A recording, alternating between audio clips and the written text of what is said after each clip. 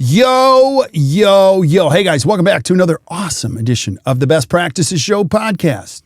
Do you know one of the most important elements to the success of your practice is how well you plan the future? You don't just let the future happen. You make it happen with a great plan. Well, today, a great coach, her name is Ariel Siegel. She shows us how to not fail and do it the right way when it comes to strategic planning. Now, we're going to walk you through our process of how you do a SWOT analysis around being aligned, smart, and healthy. We're actually going to give you some tools on how to do it right. So please listen up. Hope you guys enjoy this, and we'll see you soon.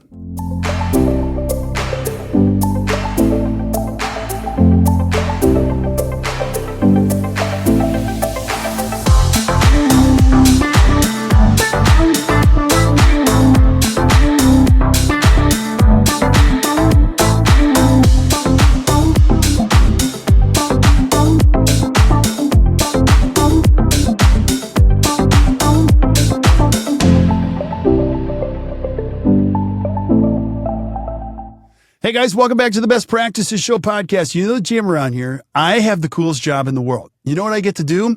I get to hang out with the coolest people who are experts. They're brilliant coaches, teachers, influencers in this great profession of ours called dentistry. And we get to share some great thoughts, best practices with you to help you improve your practice and your life. And you know what a lot of dentists do is they fail to plan, and then you know what happens?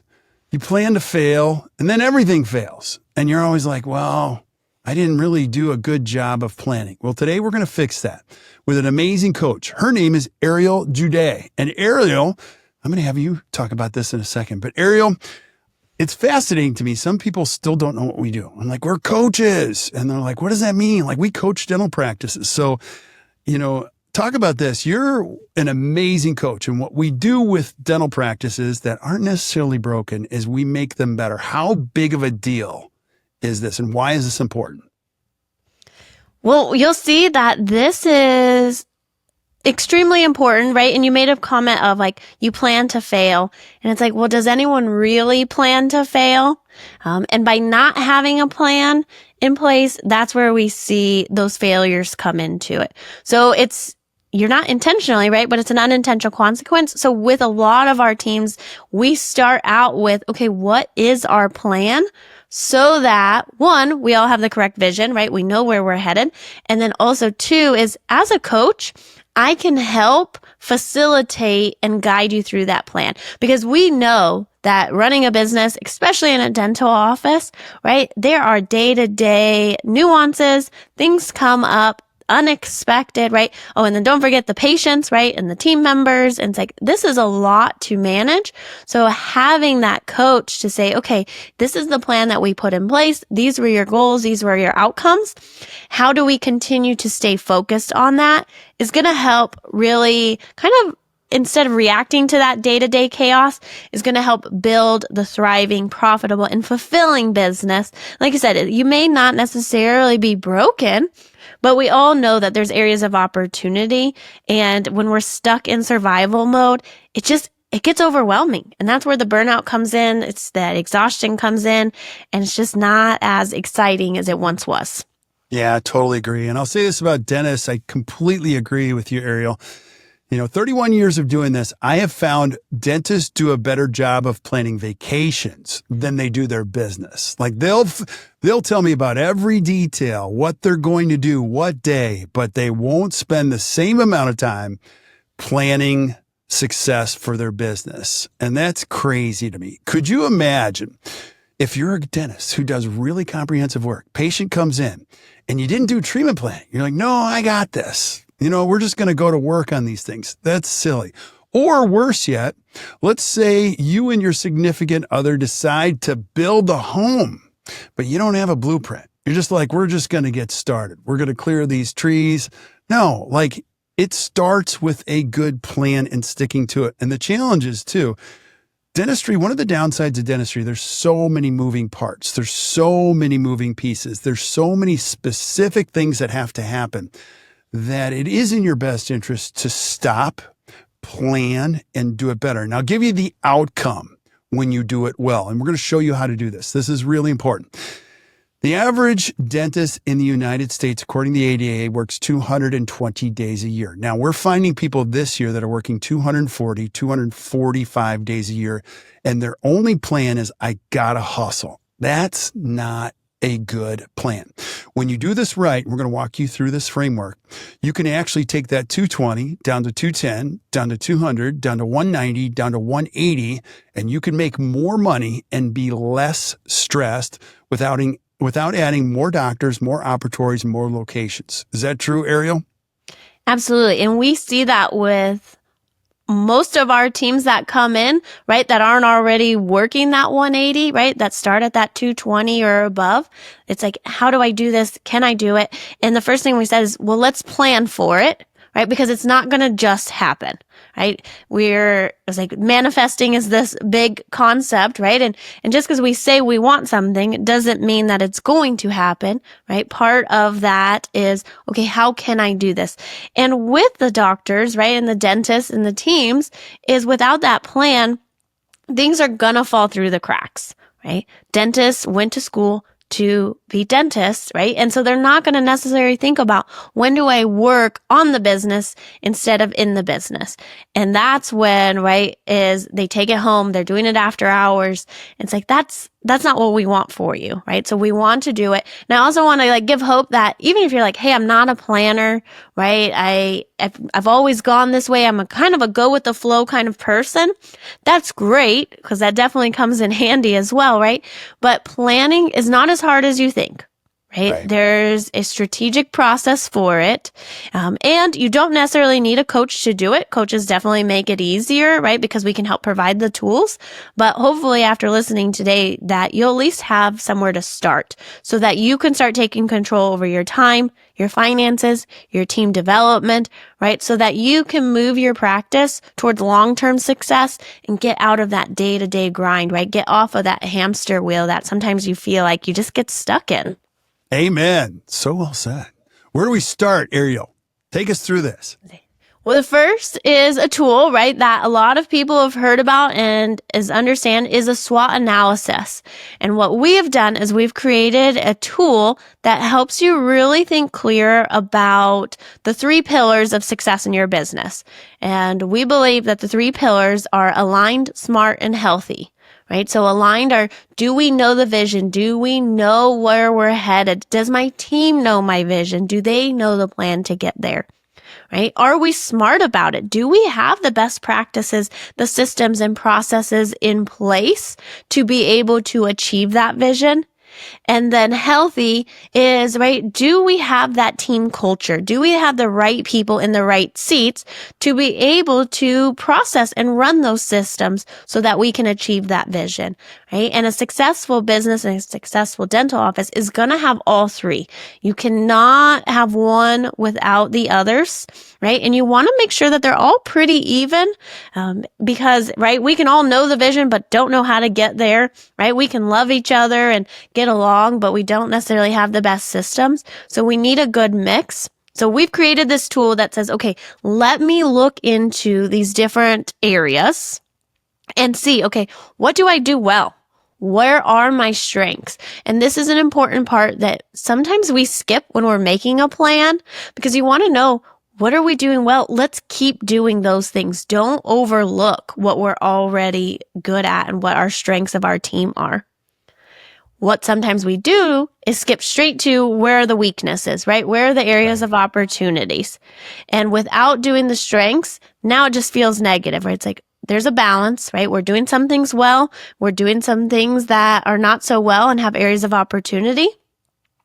Can we take those weaknesses and say, okay, how can I help improve these, right? Are there hidden opportunities in our business that maybe we're not utilizing? Do some of our team members have skill sets, right? Do we have technology in our office that we're not utilizing to the best of its ability, right? Did you take a CE course last year, right? And you haven't fully implemented that learnings yet, right? And then also the last part of the SWOT analysis is thinking about the threats. What are from outside in could put us at risk, right? And not necessarily just, of going out of business, right? Of not meeting our financial goals, but even what are some of the risks internally that could stop us from achieving some of these goals? It could be lack of time, right? It could be lack of education on some of our team members' parts, all of those, but we need to call them out in order to say, okay, now what do I need to do to move forward from this? Yeah. And so when you look at the acronym, which is SWOT, strengths, weaknesses, opportunities, and threats, it's really good. Now we have a tool for this, and typically how we use it, and a lot of our offices that we coach use it, are just take some time, some thoughtful time, and actually fill in those boxes like strengths. What are some of the strengths that you have? And you're going to find that there's a lot. You're right, Ariel, because a lot of times dentists think in terms of exceptions. They think in terms of weaknesses or things they're upset with. And we don't spend any time talking about the things that we're good at. So the strengths could be our team, could be our skills, could be the fact that we have so many patients, relationship, we're positioned really well in the community, blah, blah, blah. You can go on and on and on. Weaknesses include, like, I'll go there. Like, one of my weaknesses is follow through. I'm the worst on the planet at finishing a task. So you got to be able to call those things out as a leader, as a team. And typically that was a regular weakness for us, so that we have to have countermeasures for that. There's opportunities. I would say most of the offices that come to us, they're comprehensive. They're committed to really creating great work, but they've got opportunities everywhere. And even when we do a practice assessment, let's just call perio, people say, our practice, we're so committed to comprehensive care, but their perio numbers are at the bottom. And I'm like, wow. Well, and not to feel bad about that, but it's good to see where the truth is, because there's a huge opportunity. You can see somebody go from 3% perio to 14% perio in 1 quarter or 2 quarters. You can see its ripple effect on the rest of the practice. That's an opportunity. And then threats. Threats are everywhere. We don't think they exist, but they could exist. I mean, if you're participating with way too many PPOs and you don't know your write-offs, and you don't know, you don't know how big they are in your practice, that's a monster threat, because you actually don't have any control on your future. Somebody else does. So if you do this well, you can see exactly where to start and what to work on quarter over quarter. Am I on track here, Ariel? Absolutely, right? And like you said, is just take it from a big picture and then bring it in, start narrowing it in, right? Because some people are like, there's no way, you've just given me too wide of a picture. Others, right, have to start at the 50,000 foot and bring it in. So whatever works for you, but take that SWOT analysis and then start going into those pillars that we talked about, right? So in the aligned section, right, what are the strengths, weaknesses, opportunities? So you want to do it for each pillar, and some of the things you want to think about in the alignment is, do we have strong communication rhythms? And I don't mean, do we have good communication in the hall, right, in between patients? Strong communication rhythms would include weekly meetings, leadership alignment time, right? Ensuring, do we have the huddles? Do we have times for team member check-ins, right? Those are going to be areas of opportunity so that everyone can learn and know the vision and how do we get there. Yeah. Right? Can I just speak on the alignment piece? Absolutely. Now, I could not agree more. And now doing this so many years, I fully realize how important alignment is. We say here, misalignment is the root of all evil. I mean, if you look at anything that's gone bad in business, with a patient, with a team member, it usually starts with misalignment. And what that means for us, and what it means for you too, is you and I don't have to agree. Ariel, even you and I, and we don't need to agree, but we do need to be aligned if we're working together in a cause. And I think as a leader, you can get everybody aligned. Whether you have 4 people or 40 or 400, you get them all aligned, you will notice the power of that organization. They don't have to be robots, but they've got to be completely aligned on what we're doing, how we're doing it. And a lot of that goes back to the communication. So you might think, well, I don't do team meetings because they suck. No, you suck at team meetings. And I'm sorry to say that. But I hope nobody heard that the wrong way. But if your team meetings are not good, it means you're not good at them and you have to get good at them. And so those are great opportunities to get super aligned with everybody on your team. People don't have to be high-fiving, smiling, hugging during those meetings. That comes as a result of being razor aligned around a cause. But I'll tell you, just even here, our meetings, it's so much fun to watch a meeting run like it should, on time, about the things that matter, then cascading the information to the next meeting. And so as a leader here, one of the things I do is I spend my week aligning with other leaders, just making sure we're on the same page. Because any crack between me and another leader, it blinds everybody else in the team. So that's an opportunity you have as a dentist and as a team. And so this is an important piece of the SWOT analysis around aligned. Anything else you'd add about aligned before we go to SMART? I would say with the aligned, right, and thinking about, okay, what are some examples, is go back to those strengths too. We do see a lot of teams that have really good morning huddles, right? We can make our day flow well. We're talking about good patient care. But then some of the weaknesses, like you said, is some of those team meetings, and in a similar version, or maybe a little nicer, is like, if you feel like meetings are a waste of time, it's not the meeting that's a waste of time, right? It's what we're doing in those meetings, right? So if they're only meeting monthly and you don't feel like you're making any progress is made, that's an area of opportunity. And if you've been following us for a while, you know that monthly is just not enough. That's too much time in between, right? We're all human. There's not enough accountability, right? It's too long. We get into that day to day. So look through all of those communication rhythms and see, does my team know the vision? If not, how can I help better communicate that? So then you know, okay, we know the vision. Now, how do we get there? You're going to do the same thing and go into that SMART section, right? What are our strengths? What are our weaknesses? Do we have some opportunities and threats, right? And these are going to be all processes, systems. You know, my biggest question to new teams is, are you tracking KPIs, right? Do you know what your key performance indicators are so that we know which systems and processes are working? Then I ask, right, do we have systems and processes in place, and are they documented? Once they're documented, then is our team following them, right? And it's a huge area. And just from those three questions, you'll find an area of opportunity, a strength, a weakness.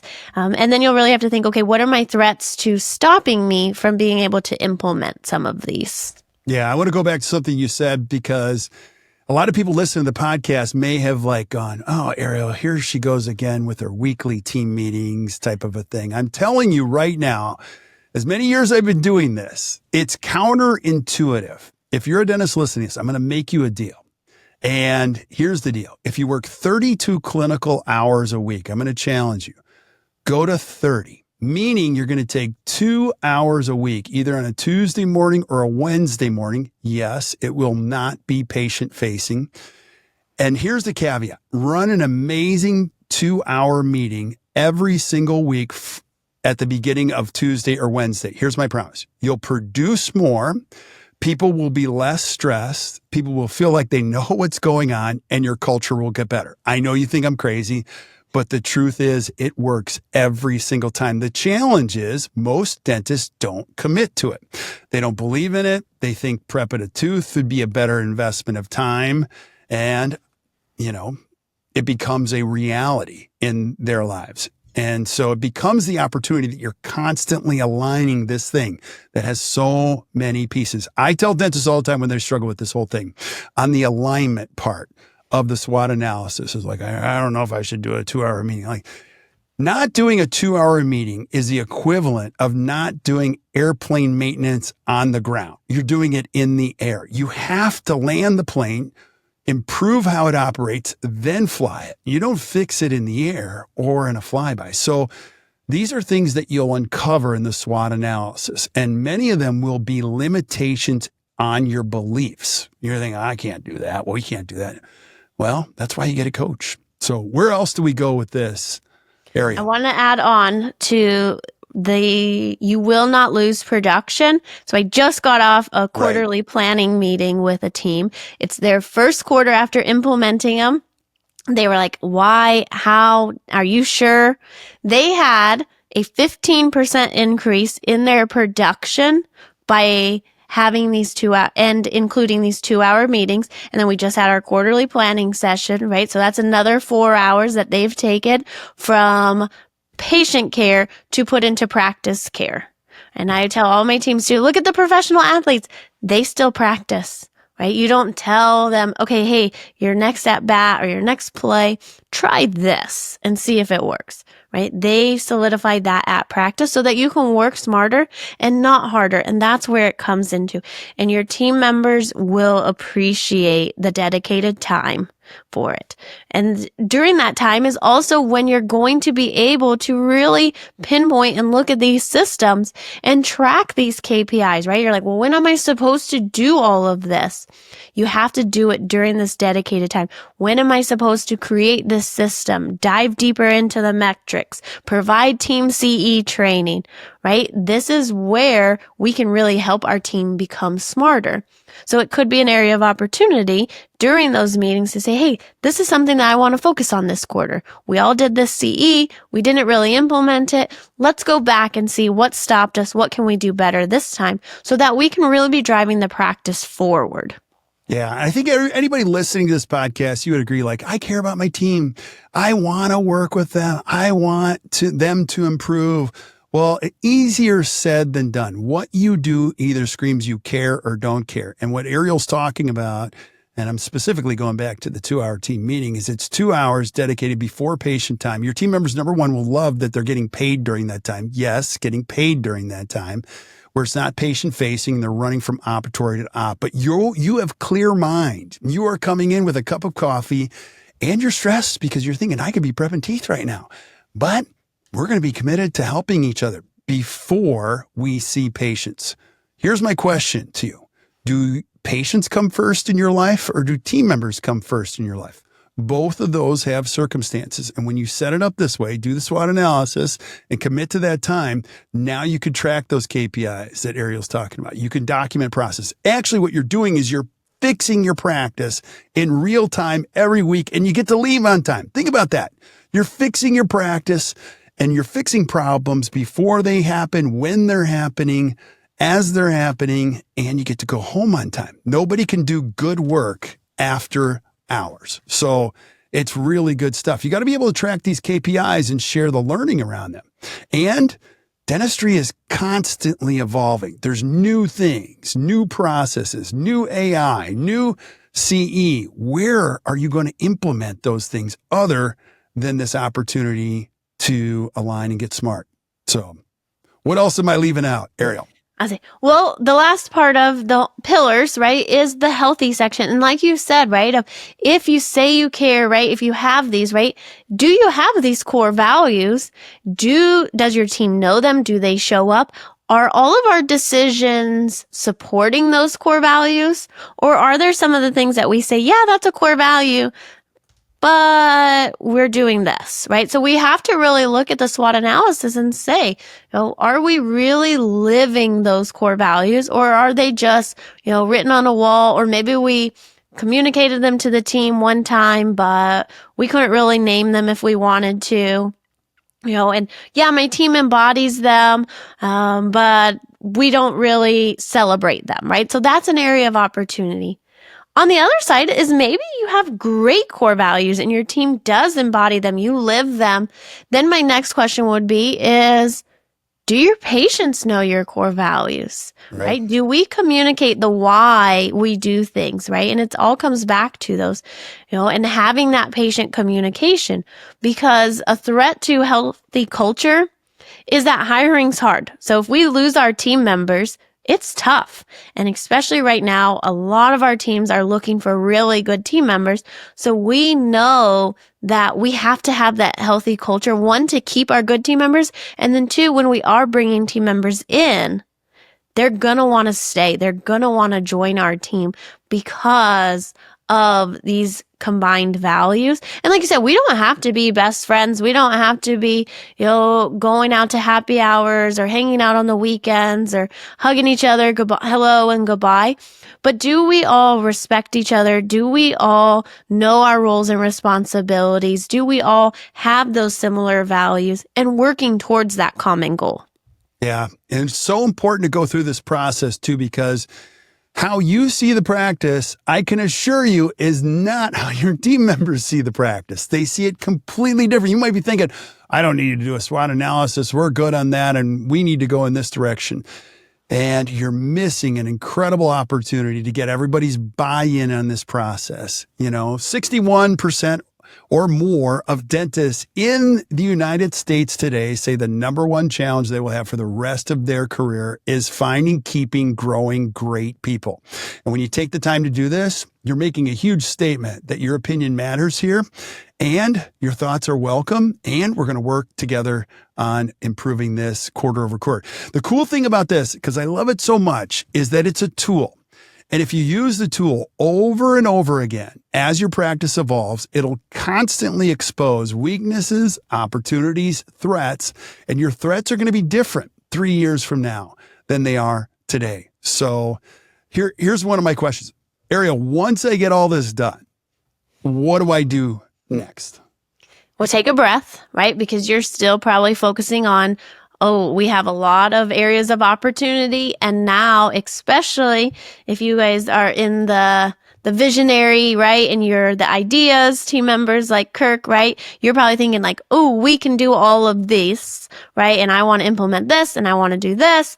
Is make a plan for it, right? This is where it comes back full circle is what are the most impactful areas that we want to focus on and to improve, and not necessarily just going down the list, right? We want to really look at what would be a successful outcome if I were to achieve this in the next year, right? And the outcomes are more of the super high level, the feeling, like what I want to achieve, right? Sometimes it's, hey, I just don't want to feel like this. I want my days to be profitable, but predictable, right? I want them to run smoother, but I want to work less days and I still want to go ahead and increase that profitability.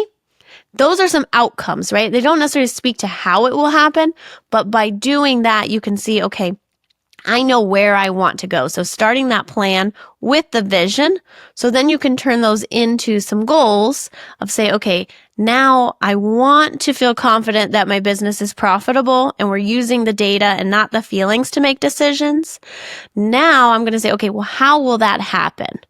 Right? And we're going to say, okay, what I'll do is by the end of this year, I'm going to select my top, 10 to 12 key performance indicators to track. We're going to report them weekly at our team meetings. And then I'm going to understand that my team members understand which KPIs are measuring and why they're important and how, if we improve these, how our patients' health will improve, right? So then now we said, okay, I want to feel this. Now this is what I do. And then we can start breaking them down, like you said, is quarter by quarter, because it's very hard to look at a year goal and say, okay, now what?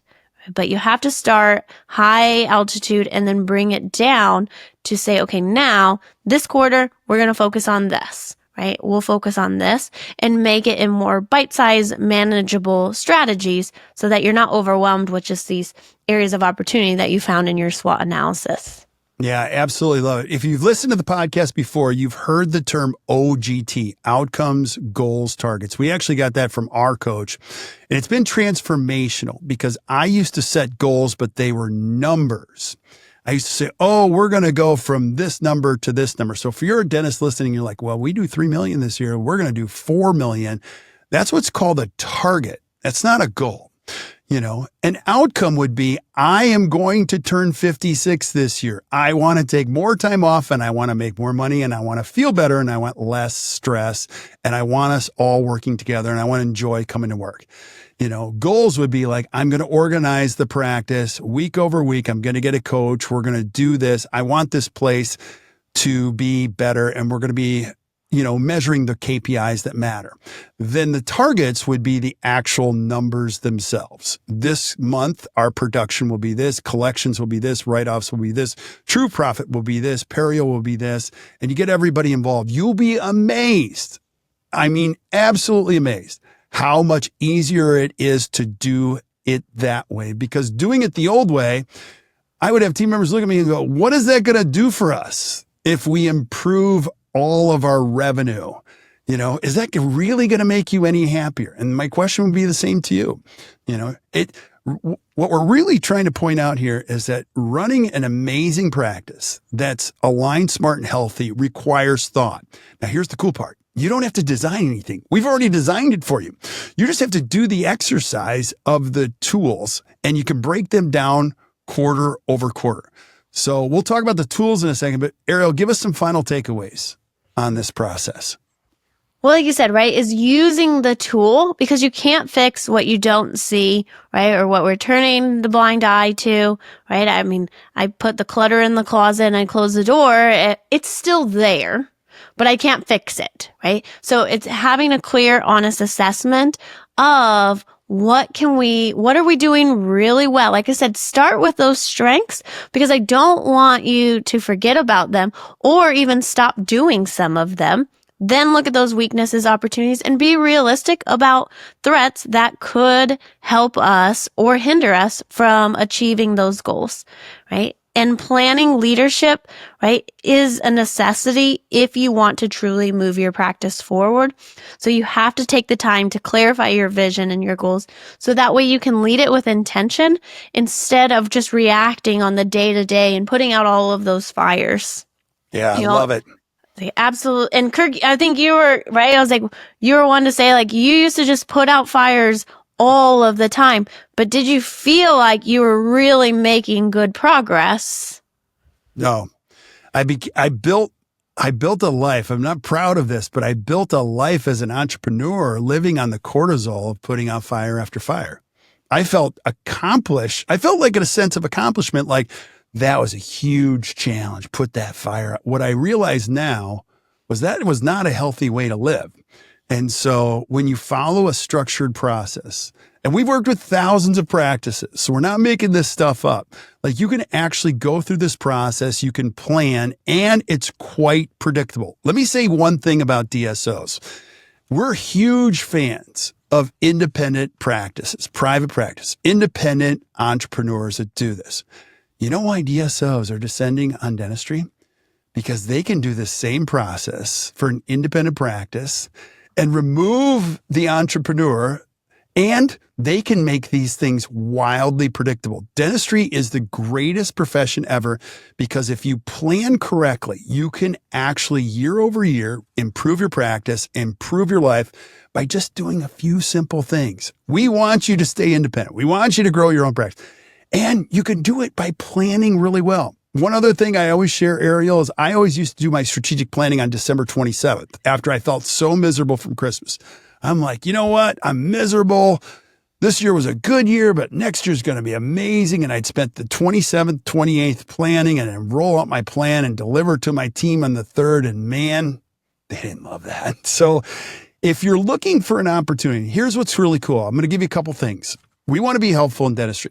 We actually have our To the Top Study Club coming up in October. If you flip up to the show notes, you're going to see there's a couple dates there. You can come as our guest. We'll take you through the entire process. If you have a partner, bring your partner. We will walk you through the entire strategic planning process.